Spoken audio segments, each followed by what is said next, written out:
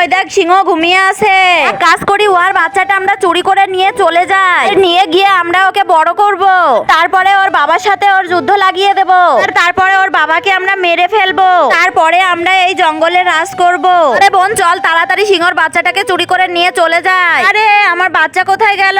তারপর অনেক বছর পরে বাচ্চাটা অনেক বড় হয়ে যায়। চলো সিংহর বাচ্চার কাছে তার বাবাকে মার খাওয়াই। আচ্ছা ঠিক আছে। আরে বেটা এদিকে আয়। হ্যাঁ, তোমরা কান্না করছো কেন?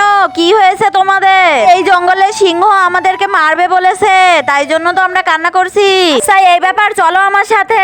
শুনেছি 10 জন যখন আমিন বলে তখন সেই দোয়াটি কবুল হয়ে যায়। আমি দোয়া করে দিলাম যে এই ভিডিওটি লাইক করে চ্যানেলটি সাবস্ক্রাইব করবে, আল্লাহ যেন তার পরিবারকে ভালো রাখে। দেখ বেটা, আরে ওই সিংহ তুই এবার মরবি।